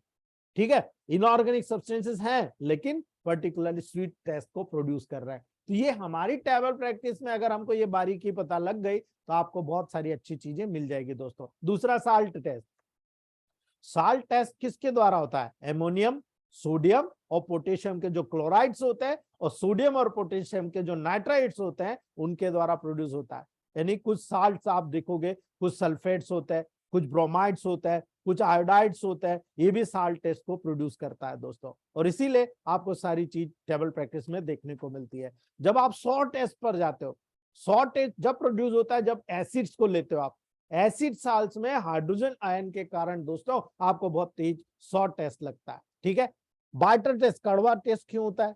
ऑर्गेनिक सब्सटेंसेस के द्वारा बाइटर टेस्ट प्रोड्यूस होता है। जैसे क्विनिन ले लो आप, स्ट्रिचनिन ले लो आप, मलेरिया के ड्रग लेते हो ना, कैसे होता है दोस्तों? मॉर्फिन, ग्लूकोसाइड, पिक्रिक एसिड, ठीक है, बाइल साल्ट, इनऑर्गेनिक सब्सटेंसेस जैसे कैल्शियम, मैग्नीशियम, अमोनियम के साल्ट, साल्ट का बैटरन मेनली कैटायन के कारण होता है। जो कैटायंस होते हैं वो कैटायंस टिपिकली दोस्तों इसको इंडिकेट करते हैं। इसीलिए हमारा पूरा प्रोडक्शन दोस्तों हमको यहाँ पर दिखाता है कि हाँ हम किस चीज की स्टडी कर रहे हैं दोस्तों। पांचवा होता है umami. Umami recently recognised taste sensation है दोस्तों, ये अभी अभी रिकॉग्नाइज हुआ है। यूनानी एक जापानीज वर्ड होता है दोस्तों जिसका मतलब होता है डिलीशियस, मजा आ गया, डिलीशियस। ठीक है, इसीलिए इस टेस्ट सेंसेशन के रिसेप्टर ग्लूटामेट को रिस्पॉन्ड करता है। याद रखना दोस्तों, ग्लूटामेट को रिस्पॉन्ड करता है जो न्यूरोट्रांसमीटर है। याद रख लेना आप इस बात को। यानी पर्टिकुलरली मोनोसोडियम ग्लूटामेट MSG, जो कि एशियन फूड में कॉमन इंग्रेडिएंट्स होता है दोस्तों। हमारी एशियन कंट्रीज में सबसे कॉमन इंग्रेडिएंट है। जो पेशेंट आके बोलता है कि साहब मुझे बहुत पसंद है, मुझे चॉकलेट बहुत पसंद है, बिल्कुल डिलीशियस लगता है, ठीक है, वो उसके लिए उमामी टेस्ट है दोस्तों। यद्यपि एक्सेस MSG कंजम्पशन एक चाइनीज रेस्टोरेंट सिंड्रोम को प्रोड्यूस करता है दोस्तों। याद रखना, चाइनीज में बहुत ज्यादा यूज होता है। जो व्यक्ति चाइनीज फूड को रेगुलरली लेते रहते हैं, कॉमन सिम्टम आपको देखने को मिलेगा इसके कारण, उमामी के कारण। याद रख लेना, डिलीशियस फूड के कारण आप देखो हेडेक मिलेगा, फ्लशिंग मिलेगा, स्वेटिंग, पसीना मिलेगा, पेरियोनल नंबनेस मिलेगी, चेस्ट में पेन मिलेगा। ठीक है, ये सारी की सारी चीज आपको मिलती है। सीवियर कंडीशन में आप चले जाओ, कई बार अगर पेशेंट को मान लो ओजिनोमोटो का सेवन, आपको याद है ये चाइनीज फूड में मिलता है, जब इनको बहुत ज्यादा यूज कर लिया जाता है, सीवियर कंडीशन में होती है। कई बार मैंने कई बच्चों को ट्रीट किया है दोस्तों, आपको याद हो कई बच्चे क्या करते हैं, मंचूरियन और पर्टिकुलर नूडल्स का मिक्सचर खाते हैं, ठीक है, और उसको कहते हैं कि इसको बहुत ज्यादा वहां पर केचप डाल और थोड़ा सा तेज बना दे। ठीक है, तो तेज करने में क्या करते हैं, ओजिनोमोटो की थोड़ी सी मात्रा बढ़ा देते हैं। इससे क्या होता है, एयरवे ऑब्स्ट्रक्शन होता है दोस्तों, एयरवे में स्वेलिंग हो जाती है। गले के लेवल पर आप देखो बच्चों को सेकेंड डे में खराश आना शुरू हो जाती है। पल्मोनरी हाइपरटेंशन जब डेवलप होता है ना, उस प्रकार की पूरी कंडीशन डेवलप हो जाती है। बिल्कुल पूरी जो एरिया होता है, जो वहां पर थ्रॉट के लेवल पर जो सर्कुलर कैपिलरीज होती है वो डायलेट हो जाती है, स्वेलिंग हो जाती है, उसमें ऑब्स्ट्रक्शन हो जाता है और कई बार इसी के कारण कार्डियक अरिथमिया होता है दोस्तों। याद रखना, ये टिपिकली बच्चों में बहुत ज्यादा देखने को मिलता है जब इस प्रकार की चीजें, और हम लोग अगर नहीं खाते और ये खा लिया, बहुत तेज लगा, आप देखो दूसरे दिन गले में खराश आना शुरू हो जाती है। ठीक है, ये डायरेक्ट कार्डियक अरिथमिया को डेवलप करता है। इसीलिए वहां पर आपको दोस्तों नॉर्मल कंडीशन में ये देखने को मिल जाती है। ठीक है, जब आप बाइटर टेस्ट की बात करोगे बहुत ही लो थ्रेशोल्ड का होता है, लेकिन स्वीट टेस्ट की बात करोगे बहुत हाई थ्रेशोल्ड का होता है। इसीलिए वहां पर जो यूमामी का जो अभी डायग्नोस हुआ है, इसका थ्रेशोल्ड अभी पता नहीं है। ठीक है, अगर थोड़ा सा भी आपने साल्ट ले लिया, बाइटर टेस्ट की कड़वी चीज ले लिया, आप नहीं ले पाओगे क्योंकि उसका थ्रेशोल्ड बहुत लो होता है। लेकिन स्वीट टेस्ट आपने ले लिया तो हाँ चलो और है क्या, और दे दे, और है क्या, और दे दे, आप खाते रहोगे क्योंकि उससे आपको नुकसान नहीं होता। इसीलिए आपको याद रखने का। ठीक है, लास्ट बात, जब टास्क आप किसी भी लेवल पर टेस्ट को ट्रांजैक्शन में डालते हो, तो टेस्ट ट्रांजैक्शन वो प्रोसेस होती है जिसके द्वारा टेस्ट रिसेप्टर आपकी टेस्ट नर्व फाइबर में केमिकल एनर्जी को एक्शन पोटेंशियल में कन्वर्ट करने का काम करते हैं। ठीक है, जैसा हमने भी स्मेल में पढ़ा था वही चीज यहां बता रहा हूं दोस्तों। टेस्ट सेंसेशन के रिसेप्टर को हम कीमो रिसेप्टर कहते हैं। ठीक है, ये कीमो रिसेप्टर सेलाइवा के द्वारा माउथ में डिजॉल्व सब्सटेंसेस के द्वारा स्टिमुलेट हो जाता है। जब आपने कुछ खाया और कुछ खाने के बाद सलाइवा में डिजोल्व हुआ, और सलाइवा में डिजोल्व हुआ दोस्तों, उसके द्वारा माउथ में डिजोल्व सब्सटेंसेस के द्वारा तुरंत इसको स्टिमुलेट कर दिया जाता है। और टेस्ट पोर्स में एक्सपोज टेस्ट रिसेप्टर के माइक्रोविलाई पर एक्ट करके ये डिजोल्व सब्सटेंसेस एक प्रकार से एनर्जी के लेवल को, एक्शन को जनरेट करता है, और इसी के कारण रिसेप्टर सेल्स में रिसेप्टर पोटेंशियल को डेवलपमेंट करने को कॉज करता है। ठीक है, और जब वहां पर एक्शन पोटेंशियल जनरेट हुआ, इसी के कारण वहां जो सेंसरी न्यूरॉन्स है उसमें एक्शन पोटेंशियल के जनरेशन के लिए ये पूरा कीमोरिसेप्टर रिस्पॉन्सिबल होता है। इसीलिए दोस्तों टेस्ट के लेवल पर भी C3 का बहुत बड़ा रोल टंग पे इसीलिए देखने को मिलता है, क्योंकि इसका डायरेक्ट सेंसरी नर्व से लिंक होता है, और सेंसरी नर्व से लिंक होने के कारण ब्रेन में सीधा इसका फंक्शन आपको प्रमोट होता है। इसलिए C3 को डायरेक्टली आप यूज कर सकते हो। जब आप टेस्ट रिसेप्टर पर पहुंच गए, जनरली टेस्ट रिसेप्टर को जी प्रोटीन कपल रिसेप्टर के नाम से जाना जाता है, GPCR। ठीक है, जनरली टेस्ट रिसेप्टर को जी प्रोटीन कपल्ड रिसेप्टर के नाम से जाना जाता है, जिसको GPCR कहते हैं दोस्तों। यद्यपि इसे जी प्रोटीन गस्टडेसिन के नाम से भी जाना जाता है, गस्टडेसिन के नाम से भी जाना जाता है। कई रिसेप्टर भी टेस्ट सेंसेशन के लिए वहां पर इन्वॉल्व होते हैं, कई रिसेप्टर मिलकर काम करता है, और जब ट्रांसडक्शन मैकेनिज्म आता है तो प्रत्येक रिसेप्टर सेल्स में डिफरेंट वे में टेस्ट का सेंसेशन होता है। ठीक है, क्यों होता है? कुछ रिसेप्टर होते हैं स्वीट रिसेप्टर होते हैं जो केवल स्वीट टेस्ट के लिए होते हैं, मीठी चीजों के लिए होते हैं, और जो रिसेप्टर होते हैं उसको हम GPCR कहते हैं, ये स्वीट सब्सटेंसेस रिसेप्टर से बाइंड होता है, और केवल साइक्लिक AMP के वाया वहां पर डीपोलराइजेशन करता है, जिसके कारण पूरा टेस्ट का सेंसेशन हमें मिलता है। दोस्तों हमने डीपोलराइजेशन रिपोलराइजेशन को पहले समझ लिया है। दोस्तों दूसरी बात, जब आप साल्ट रिसेप्टर के बारे में पढ़ते हो तो साल्ट रिसेप्टर के बारे में भी आपको यहाँ पर बहुत अच्छी चीजें देखने को मिलती है। दोस्तों साल्ट रिसेप्टर को जब टेस्ट के रिसेप्टर के लेवल पर आप जाओगे तो इपिथेलियम सोडियम चैनल ENAC के नाम से जानोगे दोस्तों, और ये बॉडी के अन्य पार्ट में जब आप देखते हो ENAC रिसेप्टर दोस्तों, वहां पर आप देखो बिल्कुल ऐसे काम करेगा जैसे सोडियम चैनल काम कर रहा है, यानी जब सोडियम अंदर सेल में एंटर करता है ये रिसेप्टर ग्लूटामेट को रिलीज करता है, और जो डीपोलराइजेशन को कॉज करता है, और आपको टेस्ट का सेंसेशन हो जाता है। डीपोलराइजेशन का मतलब होता है ऊपर की तरफ जाना, और डीपोलराइज जब होगा सेंसेशन आपको मिलेगा। इसीलिए सौर रिसेप्टर जब होगा दोस्तों, सौर सेंसेशन को सेम यही सोडियम का ENAC रिसेप्टर स्टिमुलेट करने का काम करता है, जो कि प्रोटीन यानी हाइड्रोजन रिसेप्टर में इंटर करता है और डीपोलराइजेशन को कॉज करता है। ऐसा माना जाता है दोस्तों ये ENAC के रिसेप्टर के अतिरिक्त कई रिसेप्टर जैसे कि हाइपरपोलराइजेशन, एक्टिवेटेड साइक्लिक न्यूक्लियोटाइड, ये अलग अलग गेटेड चैनल होते हैं जो कैटायन चैनल होते हैं दोस्तों, ये भी सौर सेंसेशन में इन्वॉल्व हो जाता है। ऐसे कई रिसेप्टर होते हैं जो फ्लेवर को इंडिकेट करते हैं। ठीक है, और यही कारण है दोस्तों यहाँ पर जब फ्लेवर के लेवल पर आते हो तो आपको याद रखना है, यहाँ पर बाइटर रिसेप्टर, यूमामी रिसेप्टर भी टिपिकली ऐसे ही काम करते हैं।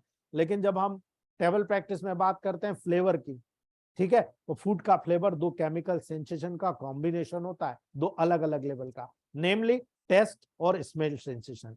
ठीक है, पहले टेस्ट और उसी के साथ कंबाइंड होकर स्मेल, ये दोनों आपस में कंबाइन करेगा तब वो फ्लेवर बनाएगा। दोस्तों फूड का टेस्ट बड में रिसेप्टर के द्वारा डिटेक्ट हो जाता है, और ब्रेन को इन्फ्लामेशन, ठीक है सॉरी, ब्रेन को इंफॉर्मेशन को भी सेंड करने का काम यहीं से होता है कि फूड की स्मेल नोज के ऑल्फैक्टरी रिसेप्टर के द्वारा रिसेप्ट होती है दोस्तों, डिटेक्ट होती है, और इंफॉर्मेशन ब्रेन को सेंड किया जाता है। यानी दोनों अल्टीमेटली साथ में हो रहा है साइमल्टेनियसली, यानी दोनों टेस्ट और स्मेल सेंसेशन कंबाइन होकर फूड के फ्लेवर को डिटेक्ट करने में ब्रेन को मदद करते हैं। दोस्तों पॉइंट को नोट कर लेना, जब आप इस फंक्शन को समझ रहे हो कि यहाँ ऑल्फैक्टरी रिसेप्टर से सेंसेशन ब्रेन को जा रहा है, टेस्ट से भी रिसेप्टर ब्रेन को जा रहा है, तो क्यों ना हम केवल एक दो में से एक हम इंटरनल ना देकर यदि स्टिमुलेशन के लिए S12 C1 आप W को D4 में दे रहे हो तो क्या ब्रेन को भी स्टिमुलेट नहीं करते हो? यही फंक्शन है दोस्तों,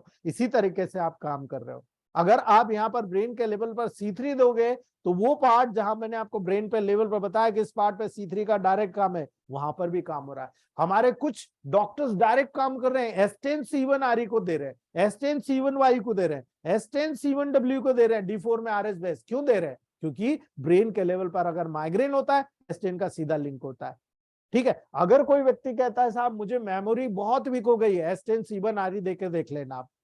ठीक है, S10 C1 आरई या S12 C1 आरई देकर देख लेना, आपको मेमोरी स्ट्रांग होते हुए नजर आ जाएगी दोस्तों। ठीक है, ये बहुत सारी चीजें हैं दोस्तों जो मैं आपको इंडिकेशन देने वाला हूं और बहुत बड़ी बड़ी चीजें आपको सिखाने वाला हूं दोस्तों।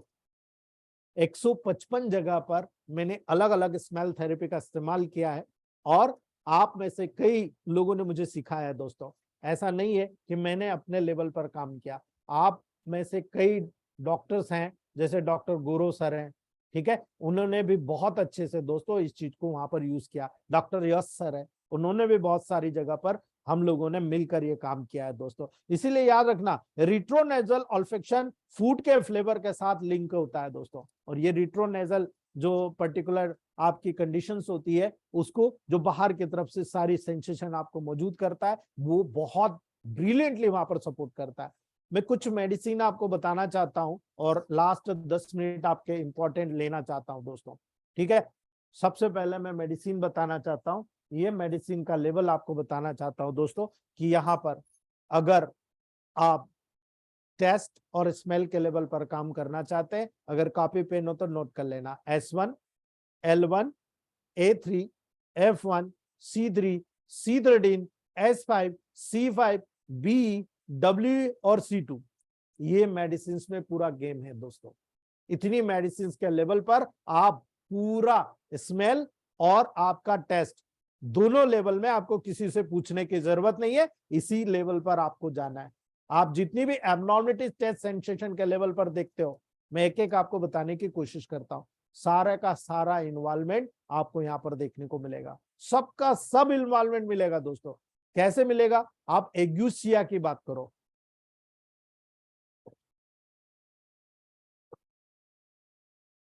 एक मॉडर्न साइन की टर्म होती है जिसको बोलते हैं एग्यूसिया।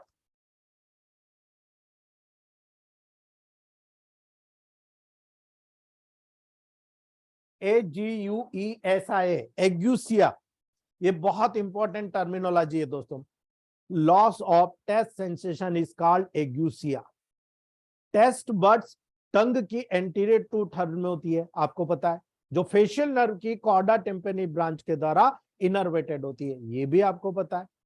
कॉर्डा टिम्पेनी नर्व टंग से टेस्ट फाइबर को रिसीव करती है, ये भी आपको पता है, वाया ट्राइजेमिनल नर्व की मैंडिबुलर डिवीजन की जो इंटरनल ब्रांच होती है उसके द्वारा वहां पर कनेक्ट होती है दोस्तों। इसीलिए फेशियल नर्व में लीजन हो गया, कॉर्डा टिम्पेनी या ट्राइजेमिनल, जो ट्राइजेमिनल नर्व की जो मैंडिबुलर ब्रांच होती है, जो डिवीजन होती है, उसकी टंग की एंटीरियर टू थर्ड में टेस्ट सेंसेशन का लॉस हो जाता है दोस्तों। याद रख लेना, उस कंडीशन को एग्यूसिया कहते हैं।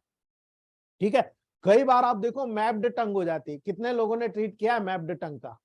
ठीक है, मैप्ड टंग यानी भारत का नक्शा बन जाता है वहां पे और वो हटता नहीं है, बाकी का पर्पलिश कलर होता है और वो एरिया पूरा व्हाइटिश एकदम मैप जैसा छप जाता है वहां पर।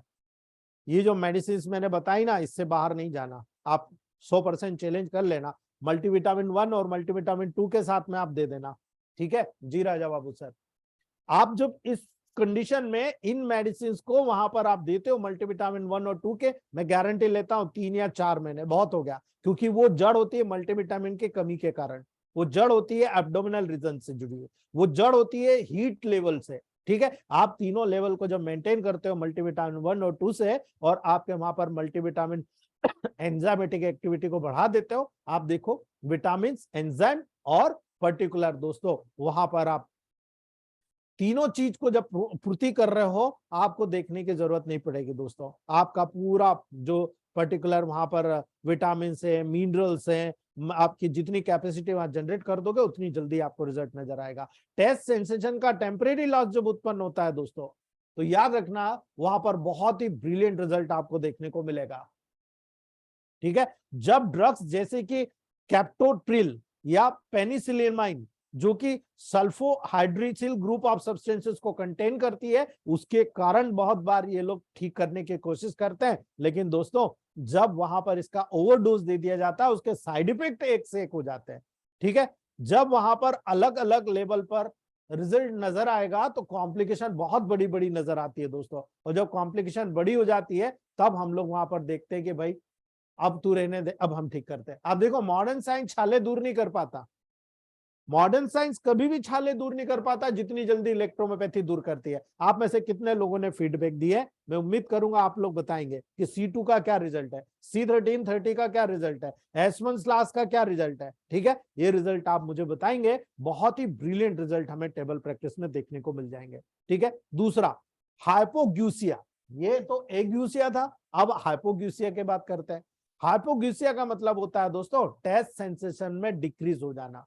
ये डिफरेंट टेस्ट सेंसेशन के थ्रेशोल्ड के इंक्रीज हो जाने के कारण होता है। यदि भी टेस्ट सेंसेशन कंप्लीटली लॉस नहीं होता, लेकिन फिर भी उनका जो थ्रेशोल्ड होता है इंक्रीज हो जाता है, यानी उन्हें ज्यादा वहां पर चाहिए वो टेस्ट। अगर वो ज्यादा टेस्ट करेंगे तब बता पाएंगे कि हाँ भाई यहाँ पर ये टेस्ट आ रहा। इसीलिए बहुत अच्छा रिजल्ट आपको टेबल प्रैक्टिस में देखने को मिलता है दोस्तों। कई बार जैसे नाइट ब्लाइंडनेस होती, ऐसे टेस्ट ब्लाइंडनेस होती है दोस्तों। टेस्ट ब्लाइंडनेस एक बहुत रेयर डिसऑर्डर है, बहुत रेयर जेनेटिक डिसऑर्डर है दोस्तों, लेकिन मैंने देखा है 1 लाख में से एक पेशेंट होता है, 1 लाख में एक पेशेंट मिलता है दोस्तों, जिसमें सब्सटेंस को रिकॉग्नाइज करने की एबिलिटी टेस्ट के द्वारा लॉस हो जाती है। यानी वो हर प्रकार के भोजन को खाता है, हर प्रकार के, लेकिन टेस्ट नहीं बता पाता। अब ये क्या बात हुई भाई, इतने से बड़े बच्चे को भी पूछोगे भाई कैसा बना बेटा, तो कहने मस्त, तो मजा आ गया आज, बहुत अच्छा टेस्ट है। ठीक है, लेकिन ऐसा पेशेंट भले वो छोटा हो या बड़ा हो, एडल्ट में सबसे ज्यादा देखने को मिलता है, उनमें टेस्ट ब्लाइंडनेस हो जाता है। टेस्ट की कोई एबिलिटी नहीं होती है, कुछ भी आ रहा भले आप नमक डाल के दे दो, वो नमक के वाले को भी खा जाएगा। वो बोलेगा नहीं मुझे तो ऐसा कुछ लगा नहीं, सब नॉर्मल है। आप उसको कड़वा दे दो, कड़वा भी खा जाएगा। एक तो आदमी प्रेम में कड़वा खा जाता है, घर मिसेस ने जला दिया, बोल ही नहीं सकते, जीवान बंद, खा जाओ। ठीक है, वैसे ही वहां पर पेशेंट में जब डेवलप होता है उसको टेस्ट ब्लाइंडनेस कहते हैं। और लास्ट है दोस्तों, हमारा 24 महीने की क्लास का लास्ट है डिसग्यूसिया।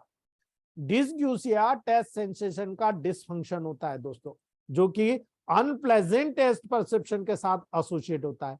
पेशेंट कुछ भी खाए, उसको बिल्कुल ऐसा टेस्ट आ रहा है कि अरे मेरा तो मुंह बिगड़ गया साहब, मैं तो बिल्कुल खा ही नहीं सकता, इतना बुरा लग रहा मुझे टेस्ट। ठीक है, भले हम खा रहे हैं तो हमको अच्छा लग रहा, लेकिन उसको अच्छा नहीं लग रहा।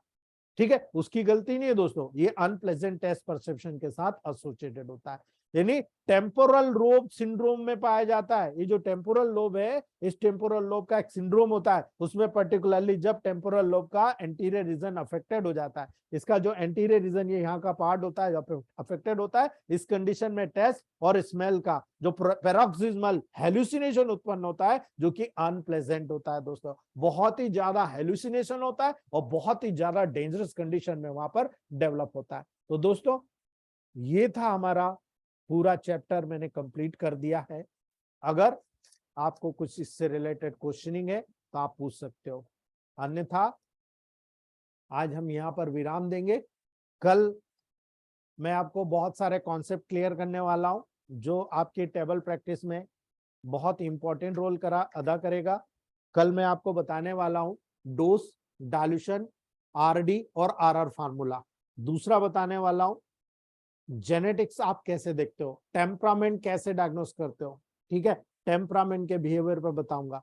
तीसरा पल्स डायग्नोसिस का इंपॉर्टेंट बताऊंगा, कैसे वहां पर आपका इंपॉर्टेंस होता है और आप उसको अपनी लाइफ में शामिल करेंगे तो कितना फीडबैक आपको मिलेगा। और सबसे इंपॉर्टेंट हाइपोटेंसिस का पूरा चैप्टर बताने वाला हूं। हाइपोटेंसिस में मैं 1000, 5000 और 10,000 को मैंने कहां कहां रिजल्ट लिया है और कहां कहां उसका फीडबैक मुझे गोल्डन मिला है, मैं कल बताने वाला हूं। ठीक है, और उसके बाद हम लोग इसको बाइंड अप करेंगे, क्योंकि मुझे आगे थोड़ा सा सेमिनार की तैयारी करना है। 24, 25, 26 तो सेमिनार है, वहां पर जेनेटिक्स से मैं कॉम्बिनेशन बताऊंगा।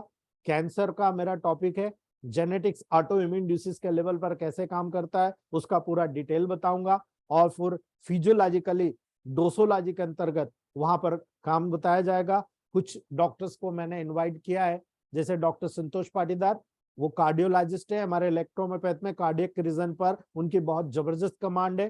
काफी कम से कम 5 से 7 डॉक्टर्स जो कार्डियोलॉजिस्ट है उनके साथ 12 साल का उनको एक्सपीरियंस है। और सबसे बड़ी बात हेडसअप में करता हूँ, बड़ा भाई बोलता हूँ उनको, क्योंकि वो स्टमक कैंसर से पीड़ित थे जब हमने 1998 में एक साथ बीएमएस कंप्लीट किया था। वो उस समय से आज तक उस कैंसर को लेकर जी रहे हैं और इलेक्ट्रोमेपैथ के बिहाफ पर जी रहे हैं। इलेक्ट्रोमेपैथ की जर्नी उनकी मेरे से 2 साल सीनियर है, लेकिन आज मैं और वो दोनों मिलकर काम करते हैं। और दोनों मिलकर ये जो संस्था हमारी रॉयल एजुकेशन सोसाइटी है, इस संस्था से हम जुड़े हुए हैं।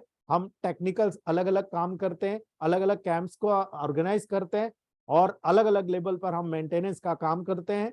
और साथ में हमने एक बीड़ा उठाया है कि हमें जितना आता है, क्योंकि हमें किसी ने ज्ञान नहीं दिया, हमने अपने संस्कारों के अंतर्गत काम करके, अपने लिमिटेशन में काम करके यहाँ पर हम लोगों ने अपनी जिंदगी को लेकर आए। हम लोगों ने इसीलिए बीड़ा उठाया कि हम मैक्सिमम, कम से कम, अब आपको मैं बता दूं, यहाँ पर हमारा मैक्सिमम खर्चा होता है दोस्तों, हर महीने मुझे 15,000 रुपए पे करना पड़ता है। उसके अकॉर्डिंग आप कैलकुलेट कर लीजिए कि हम आपसे क्या ले रहे हैं। हमने आपसे जो लिया उससे 100 गुना ज्यादा आपको दिया है दोस्तों। इसलिए अगर आप लोगों को मेरी किसी बात से बुरा लगा हो तो मैं माफी चाहता हूं दोस्तों, और अगर अच्छा लगा हो, अपने एरिया में नाम कमा लीजिएगा आप लोग, यही मेरी गुरु दक्षिणा होगी दोस्तों। आप जितना अपने लेवल को मेंटेन करोगे, ये लेवल हमारी रॉयल एजुकेशन शिक्षा समिति के लिए एक बहुत बड़ा मील का पत्थर साबित हो गया। मैं वर्मा सर को बहुत बहुत धन्यवाद देता हूँ। आज जो मैं यहाँ हूँ, वर्मा सर के वजह से हूँ, प्रकाश सर के वजह से हूँ, हमारे डॉक्टर आदरणीय सुमेश गांधी जी, सुरेश गांधी जी, हमारे चरणजीत जी, सभी लोगों की मेहनत है। सभी लोग हमारे कमेटी के मेंबर है। निस्वार्थ हम लोग काम कर रहे हैं। जितना हम सीखते हैं उतना आपको सिखाते हैं। जितना मुझे आता है मैंने पूरा दिया बिना लालच के। आप देखिए कितना हमारा 16 महीने का कोर्स आज कितना लंबा हो गया दोस्तों, ठीक है। फिर भी हमने छोड़ा नहीं, थोड़ा सा फास्ट जरूर रखा हमने लास्ट में, लेकिन छोड़ा नहीं हमने, ठीक है। और अब thank you group Manish ji, thank you. आपने तो बहुत कुछ दिया है, एमबीबीएस की क्लास में भी नहीं पढ़ाया जाता है, आपने पढ़ाया है।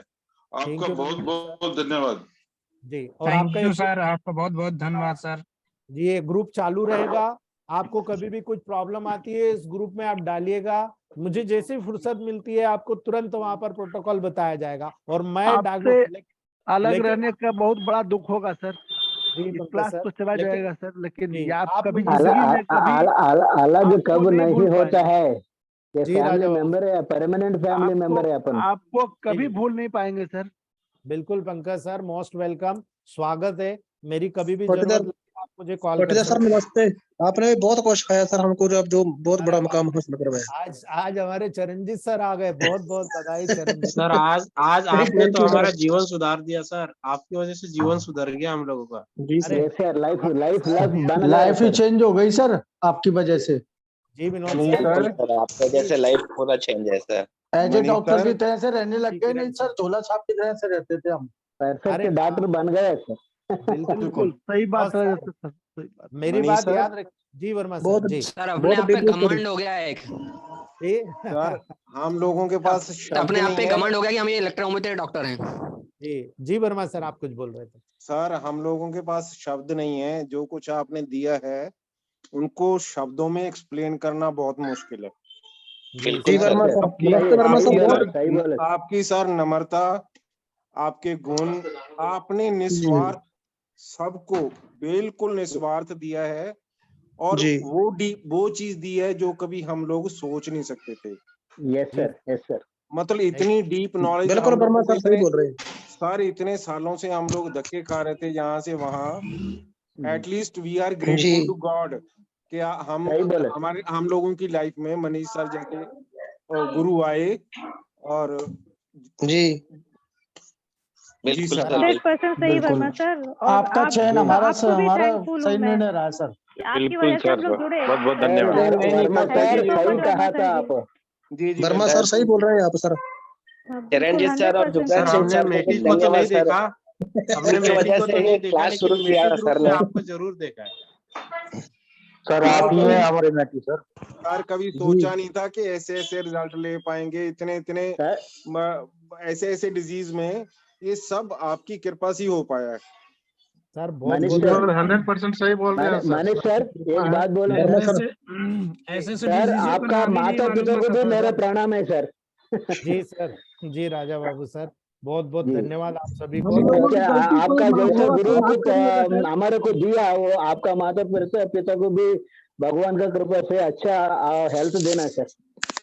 सर हमारे वर्मा सर प्रैक्टिस में आपका योगदान 101% है और आपको हम कभी भूल नहीं पाएंगे। आपके आशीर्वाद की हमेशा आकांक्षी कभी है। नहीं भूल जी पाएंगे सर, कभी नहीं जी भूल देवानंद पाएंगे। सर, बहुत बहुत धन्यवाद आप लोगों को, बहुत बहुत धन्यवाद दोस्तों। और कविता सर मैडम छोड़ने का नहीं है, टेलीग्राम ग्रुप बंद नहीं होगा, ठीक है। आप लोगों को जब भी मदद की जरूरत होगी आप डालिए, मुझे जितना समय मिलेगा आप लोगों को कोऑपरेट करूंगा, जितना मैं कर सकता हूं करूंगा। और सबसे बड़ी चीज, मेरे जितने भी प्रोटोकॉल्स मैंने आपसे प्रॉमिस किया था 155 प्रोटोकॉल्स पे मैं काम कर रहा हूं। अभी मैंने आपको केवल ग्रुप्स में 40 प्रोटोकॉल शेयर किए हैं, ठीक है। 115 प्रोटोकॉल्स अभी मैं जैसे फ्री होता हूं आप लोगों को डालना शुरू करूंगा। आप लोग प्रूफ कीजिए और ग्रुप में डालिए, ताकि हम लोगों के पास सारे जितने भी हमारे फैमिली मेंबर है सबके पास स्प्रेड हो। हम लोग खुद प्रोटोकॉल सिलेक्ट करें, खुद बनाएं और प्रैक्टिकल लें। अभी मैं आपको एक छोटा सा उदाहरण बताऊंगा। हमारे ग्रुप में वर्मा सर जानते हैं डॉक्टर प्रशांत विश्वास को, ठीक है। डॉक्टर प्रशांत विश्वास एक्सीडेंटल केस है, किरण शेट्टी सर मिले हुए, एक्सीडेंटल केस है, नासमझ आदमी है क्योंकि मेमोरी लॉस है। एक साइड से वन साइड आईज का मिस्टेक है, उनको दिखता नहीं है कम। लेकिन आप बिलीव करेंगे नशा मुक्ति ड्रॉप में जितने आप लोगों ने मिलकर जितना फीडबैक नहीं दिया उस अकेले व्यक्ति ने फीडबैक दिया है मुझे, ठीक है। आप बिलीव नहीं कर सकते, जिस व्यक्ति का कमांड केवल स्किन डिसीज पर है उसने नशा मुक्ति ड्रॉप को सेकेंड डायल्यूशन में चलाकर मैक्सिमम 1000 पेशेंट्स का वाइन छुड़वाया है, पान बीड़ी गुटखा तंबाकू छुड़वाया। ये सबसे बड़ा कांग्रेचुलेशन है उनको। मिरेकल हो गया, मिरेकल है सर ये तो। Super sir. सर आज ही क्लास का लास्ट दिन है और जी। आज ही मेरे पास एक रीनल फेलोर और एक लीवर कैंसर का पेशेंट ट्रांसफर हो पाया किसी के द्वारा, डॉक्टरों के द्वारा। बहुत बढ़िया सर, बधाई आपको, हेड्स ऑफ, ठीक है। दूसरा नंबर आता है डॉक्टर राकेश भारद्वाज जी का, ठीक है। डॉक्टर राकेश भारद्वाज जी ने भी इसी नशा मुक्ति ड्रॉप को देकर एसडीएम के माध्यम से 200 पेशेंट को अभी तक नशा मुक्ति ड्रॉप दिया और उन्होंने से 99% लोगों ने वाइन छोड़ दिया है, ठीक है। तो मैं आप सभी से रिक्वेस्ट करूंगा, अपनी प्रैक्टिस को बूस्ट करना है, नशा मुक्ति ड्रॉप फ्री कर दीजिए। आप अपने क्लिनिक पे लगा दीजिए, अपने क्लिनिक पे लगा दीजिए कि नशा मुक्ति ड्रॉप फ्री में दिया जाता है। और दूसरी बात, कल मैं ओपन करने वाला हूं, आपको 2 चीज बताने वाला हूं, केवल एक्सटर्नल एप्लीकेशन करना, नशा मुक्ति ऑटोमेटिक एक्सटर्नल एप्लीकेशन से मुक्त हो जाओगे। ये मेरी तरफ से गिफ्ट रहेगा आप लोगों के लिए। Thank you so much sir. Thank you sir, बहुत बहुत धन्यवाद सर। सर सीनियर के रिव्यू सुन करके इतना प्राउड फील हो रहा है, लग रहा है हम लोग भी अच्छे डॉक्टर बन ही जाएंगे। बिल्कुल दिव्या मैम, दोस्तों मैं सभी लोगों से रिक्वेस्ट हम बढ़ करूंगा, गए। बिल्कुल बिल्कुल हो सकते मैडम, 100% हो सकते। दोस्तों मैं सभी लोगों से रिक्वेस्ट करूंगा सर कि हम लोग नमस्कार। बिछड़ेंगे नहीं। हम भी कितने बड़े सौभाग्यशाली हैं, धन्य हो गए हम तो आपसे मिलकर के, आपसे शादी दे। जी वर्मा सर आप कुछ बोल रहे थे। मैं यही कह रहा था, सभी दोस्तों से रिक्वेस्ट करूंगा कि हम लोग बिछड़ेंगे नहीं, हम इस ग्रुप के साथ जुड़े रहेंगे, एक दूसरे के साथ बिल्कुल कंधे से कंधा मिला के खड़े रहेंगे, एक तभी दूसरे हम को लोग चल सपोर्ट पाएंगे करेंगे। सर, तभी चल पाएंगे। जी जी जी। और बाकी दोस्तों बाकी दिसंबर में इकट्ठे होंगे वर्मा सर, दिसंबर में, ये भी बता दो। हाँ, दिसंबर में सबसे बड़ी चीज आप लोगों को मैं बता रहा हूँ दोस्तों, जी आप में से कोई भी चूकिएगा नहीं। आप अपना नाम, मोबाइल नंबर, अपना एड्रेस हमारे ग्रुप में डाल दीजिएगा टेलीग्राम पे। अगर जो लोग मेरे यहाँ आ रहे हैं उनको जो 16 महीने का जो सर्टिफिकेट है एजुकेशन का, हम रॉयल सोसाइटी जो एजुकेशन सोसाइटी है हमारी रजिस्टर्ड है, उसमें अध्यक्ष हैं डॉक्टर संतोष पाटीदार, हमारे जो मेन कोऑर्डिनेटर है डॉक्टर वर्मा सर और मैं, हम तीनों लोग मिलकर प्रोवाइड कर रहे हैं जो रजिस्टर्ड है गवर्नमेंट के द्वारा। ये सर्टिफिकेट आपके बहुत काम आने वाला है। और ये सर्टिफिकेट हम लोग हमारी जो पर्टिकुलर हमारी जो गवर्नमेंट रजिस्टर समिति है उसके द्वारा आपको प्रोवाइड करा रहे हैं कि आपने हमारे माध्यम से, वेबिनार के माध्यम से इलेक्ट्रोहोम्योपैथ में physiology, anatomy, pathology versus electrohomeopath pharmacy, electrohomeopath materia medica और इलेक्ट्रोहोम्योपैथी प्रैक्टिस ऑफ मेडिसिन में 16 महीने का गहन अध्ययन डेली 8 से 9:30 बजे तक, इतने मतलब first part, second part, third part और फोर्थ पार्ट के लेवल पर अलग अलग पार्ट में अलग अलग चैम्बर्स में स्टडी कर आपने गहन अध्ययन करके प्राप्त किया है। और किस ग्रुप में डालना है सर? सर्टिफिकेट आपको प्रदान किया जाता है। किस ग्रुप में डालना है सर? पार्ट 4 में। Thank you sir, thank you. ठीक है सर, थैंक नहीं यू। सर, मनीष सर उसको पार्ट 4 में नहीं, एक नया टेलीग्राम ग्रुप बना जी। देते हैं। ठीक है दोस्तों, आप पार्ट 4 में मत डालिएगा, आपको एक हम नया टेलीग्राम ग्रुप में आपको प्रोवाइड करा देंगे लिंक। हमारे पार्ट 4 नंबर ग्रुप में लिंक डाल दी जाएगी कल, आप उसमें पूरा शेयर कीजिए ताकि पूरा डाटा हमारे पास आ जाए। हम उतने सर्टिफिकेट बनवा कर सबके नाम लिखकर, जो पर्टिकुलर, जैसे कोई एक व्यक्ति, जैसे संजय सर यूपी से आए, अब संजय सर के साथ में 5 हैं, जैसे प्रेमवीर सैनी सर है, SK सैनी सर है, वो जिनका कलेक्ट कर सकते हैं वो ले लें, क्योंकि हर किसी को पर्सनली भेजना संभव नहीं है। ठीक है सर, ये डायबिटीज का भी नहीं नाम दिया अभी तो जी, डायबिटीज का जो था सर्टिफिकेट वो भी नहीं दिया है। सारी चीज मिलेगी सर, सभी चीज आपके ऑन द वे है, सभी चीज छपने को दे दी गई है। सर आप संजय सर यूपी कहाँ से है सर? यूपी से संजय सर कहाँ से हैं?